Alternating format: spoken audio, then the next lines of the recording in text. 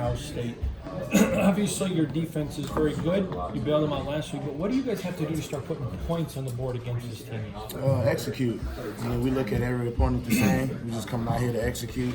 I feel like the previous years, we shot ourselves in the foot many a times. It wasn't, anybody else but our own faults. And I feel like once we get that down pack, just the execute phase of it, we're gonna be fine.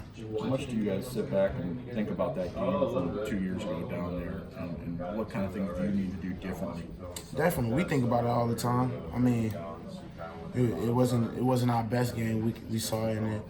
I mean, it definitely put a fire in the furnace, and it just shows us that we got to just connect on all cylinders, from the offensive line all the way to the wide receivers, to the quarterbacks and running backs. And that's one thing I do feel good about this year is that's one thing we have been doing, and we've finally starting to come together as one.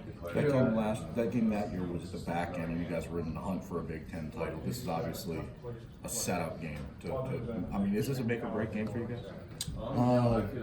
Statistically, I guess that's what you said, but like I said, we come play every game like we trying to make it to the Big Ten championship. Even if we was playing, any other team, we're gonna go out there, we're gonna ball our hardest, and that's the main thing.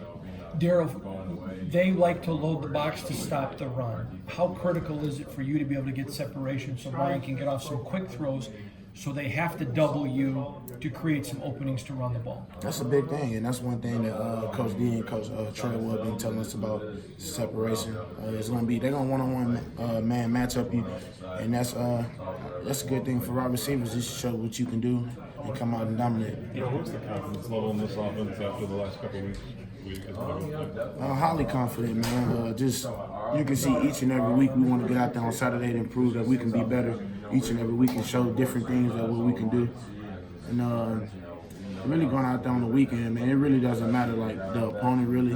I mean, like I said, we our own, downfall, and I really feel like we've been connecting as an offense pretty well. When you look at the Ohio State secondary, what makes it so special?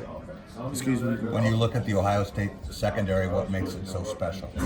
I mean, they got a good group of guys, which is always around the country. I mean, highly recruited guys too.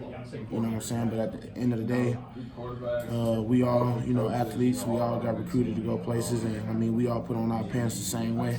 So I'm coming out to play just how they expect me to play as well. Darrell, that Northwestern game seemed like it was 50-50 in the crowd of Michigan State fans and Northwestern fans. This is going to be a little bit of a different atmosphere.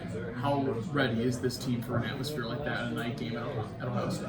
Honestly, if you ask me, I never did worry about the crowd. The home and away never really bothered me because I really don't focus on that. But I feel like we're ready.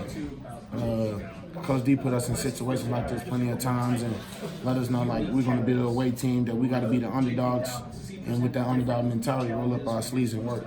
You're hooked up, is it, when you get new rules, counters, transfers, Brandon last week? How tough is that when you see guys you've been with for a while and then things kind of change mid-season? Is it difficult?